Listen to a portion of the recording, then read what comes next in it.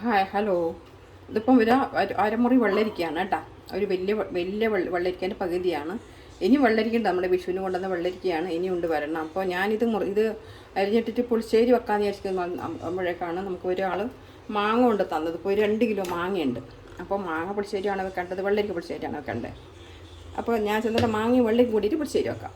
അപ്പോൾ മാങ്ങ ഇത്ര വെള്ളരിക്കുണ്ട്. ഇതിനൊരു 4-5 മാങ്ങയും കൂടി ഇട്ടിരുന്നാൽ നമുക്കൊന്ന് പുളിശ്ശേരി വെക്കാമെന്ന് വിചാരിക്കുന്നു. അപ്പോൾ ഇത് കട്ട് ചെയ്യാം ആദ്യം. അപ്പോൾ നമ്മൾ ആ പകുതി വെള്ളരിക്കില്ലേ അത് അരിഞ്ഞിട്ടിട്ടുണ്ട്. ഇനിയിപ്പോൾ നമുക്ക് മാങ്ങയും കൂടെ അരിയാം. ഇതപ്പോൾ ഒരു ഡസൻ മാങ്ങ ഉണ്ടായിരുന്നേ. ഇതപ്പോൾ ഇന്ന് കണ്ടത് മുഴുവൻ കേടാണ് കേട്ടോ. ഇത് നമ്മളുണ്ടല്ലോ, ഇതിപ്പോൾ എപ്പോഴും നമ്മൾ മാമ്പഴ പുളിശ്ശേരിയൊക്കെ പോയിട്ടല്ലോ ഇതിങ്ങനെ 2 ഭാഗത്തേക്കൂടെ ഇങ്ങനെ കട്ട് ചെയ്യണം. 2 ഭാഗത്തേക്കൂടെ കാരുടെ ഉള്ളിൽ കെട്ടിട്ടുണ്ടോ പുഴുണ്ടോ എന്നൊക്കെ നോക്കിയിട്ട് വേണം നമ്മൾ കറി വെക്കണമെങ്കിൽ. ഇതുപോലെ 2 ഭാഗത്തേയും കൂടെ കട്ട് ചെയ്തിട്ട് എടുക്കണം കേട്ടോ.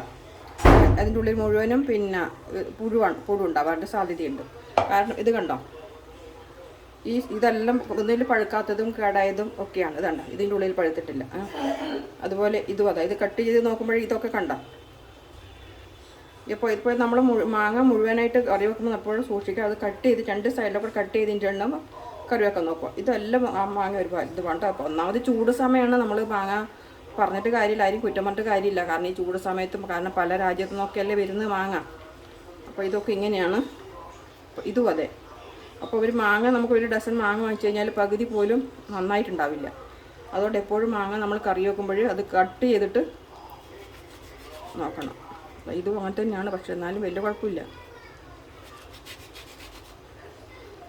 കണ്ടോ, ഇതും അങ്ങനെ തന്നെയാണ്, പക്ഷേ അതിൻ്റെ ഉള്ളിൽ ശരിക്കും പഴുത്തില്ല. കണ്ടോ. അപ്പോൾ എല്ലാം വാങ്ങി നമ്മൾ പൈസ കൊടുത്തിട്ട് വാങ്ങിക്കുമ്പോഴായാലും ആരും ഗിഫ്റ്റ് തന്നതായാലും നമ്മൾ തരുമ്പോൾ പിന്നെ തരുന്നവരെ കുറ്റം പറഞ്ഞ കാര്യമില്ലല്ലോ. കാരണം ഇതിപ്പോൾ അവർ തുറന്നും അരിഞ്ഞ് നോക്കിയിട്ട് തന്നെയല്ലോ നമുക്ക് തരുന്നത്. അപ്പോൾ തരുമ്പോൾ നമ്മൾ പകുതി മാങ്ങ ഉണ്ടാവില്ല, നമുക്കത് ക്ലീൻ നന്നാക്കി എടുക്കുമ്പോഴേക്കും. അപ്പോൾ നോക്കിയിട്ട് എപ്പോഴും കറിയൊക്കെ മാമ്പഴ പുളിശ്ശേരി വെക്കുമ്പോൾ എപ്പോഴും കട്ട് ചെയ്തിട്ട് നോക്കണം കേട്ടോ. നല്ലൊരു മാങ്ങ പുളിശ്ശേരി വെക്കാമെന്ന് വെച്ചിട്ടാണ് ചെയ്തത് കേട്ടോ. ഒരുപാട് മാങ്ങ ഉണ്ടായിരുന്നല്ലോ, എന്നാൽ പിന്നെ എല്ലാം കൂടെ ചെയ്യാച്ചിട്ട് എല്ലാം ഒന്നിനൊന്ന് കേടായതാണ് കേട്ടോ. കേടായതും പച്ചയും പഴുത്തതും ഇതിങ്ങനെ എല്ലാ മാങ്ങയും കേടായിട്ടുള്ളതാണ്. അപ്പോൾ നമ്മൾ മാങ്ങ പുളിശ്ശേരി വെക്കുമ്പോൾ എല്ലാം തൊലി കളഞ്ഞിട്ട് അങ്ങനെ തന്നെ കളയാതെ അത് കട്ട് ചെയ്തതിന് ശേഷം നമ്മൾ പിന്നെ കറി വെക്കാൻ നോക്കണം കേട്ടോ, മാങ്ങ പുളിശ്ശേരി വെക്കുമ്പോൾ. അപ്പോൾ എനിക്ക് ഇത്രയും കിട്ടിയിരുന്നുള്ളൂ, നല്ലത് ഇത്രയും കിട്ടിയുള്ളൂ കേട്ടോ. അത് ഞാൻ കട്ട് ചെയ്തിട്ട് നോക്കിയിട്ടാണ് ഞാനെല്ലാം വെക്കുന്നത്. അപ്പോൾ നല്ല ക്ലിയർ ആയിട്ടുള്ളതാണ് ഞാനിപ്പം വെക്കാൻ വേണ്ടി പോകുന്നത് കേട്ടോ. അപ്പോൾ നമ്മൾ ഈ മാങ്ങ പുളിശ്ശേരി വെക്കാന്ന് വെച്ചാൽ അപ്പോഴത്തെ വെള്ളരിക്കയിലിട്ടിട്ടാണ് വെള്ളരിക്കുണ്ട്. പിന്നെ ഈ വെള്ളരിക്കയിലിട്ടിട്ടാണ് ഞാനിന്ന് പുളിശ്ശേരി വെക്കാൻ വേണ്ടി പോകുന്നത്. അപ്പോൾ നമുക്ക് ഇത് ഉപ്പും മഞ്ഞളും ഇത്രയും മാങ്ങ മുറിച്ചിട്ട് കണ്ടോ, എനിക്ക് ഇത്രയും കിട്ടിയിരുന്നുള്ളൂ കേട്ടോ. അപ്പോൾ നമുക്ക് ഇനി ഇച്ചിരി മഞ്ഞപ്പൊടിയും മുളക് പൊടിയും കുറച്ച് കറിവേപ്പിലയും പച്ചമുളകും ഇട്ട് നമുക്കൊന്ന് വേവിച്ചെടുക്കാം.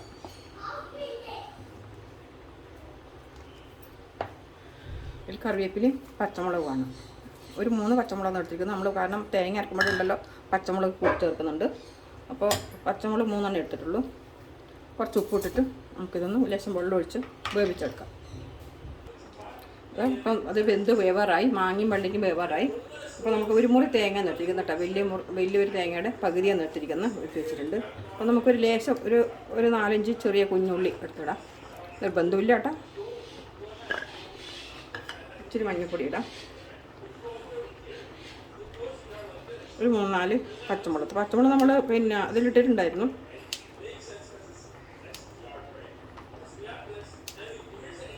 പിന്നെ ഒരു 2-3 വെളുത്തുള്ളി ഇതും കൂടി ഇട്ട് നമുക്കൊന്ന് അരച്ചെടുക്കാം.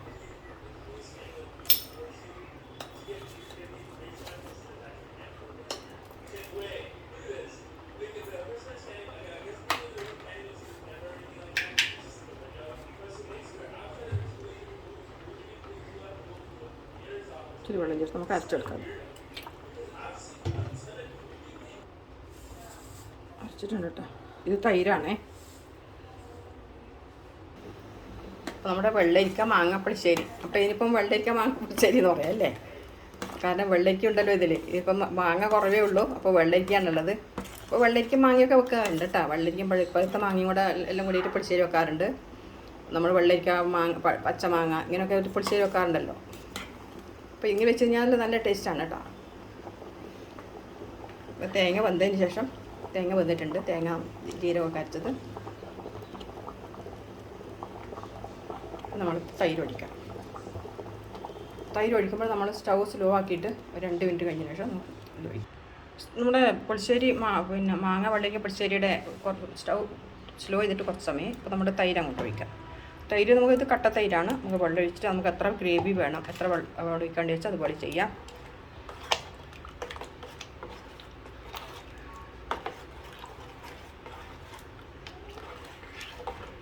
ഇത് കൂടുതൽ നല്ലോണം കുറുകിയിട്ടാണെന്നുള്ളത്. ഇപ്പോൾ കൂടുതൽ നമുക്ക് കുറച്ചും കൂടെ ഗ്രേവി വേണം, കുറച്ചും കൂടെ വെള്ളം ഒഴിക്കണം എന്നുണ്ടെങ്കിൽ കുറച്ചും കൂടെ വഴി. പക്ഷേ ഇത്ര മതി കേട്ടോ. നമ്മൾ നല്ല മാങ്ങ കുറുകിയിട്ടുള്ള മാങ്ങ പുളിശ്ശേരിയാണ്. മാങ്ങയും പിന്നെ മാമ്പഴ പുളിശ്ശേരിയും വെള്ളരിക്കയും എല്ലാം കൂടിയിട്ടുള്ളതാണ്.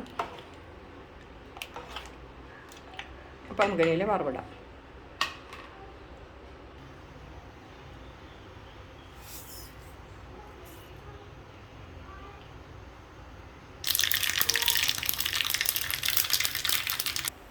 നമ്മുടെ പുളിശ്ശേരി റെഡിയായിട്ടുണ്ട്. നമ്മുടെ പുളിശ്ശേരി കഴിയുന്ന മാമ്പഴം വെള്ളരിക്ക പുളിശ്ശേരി.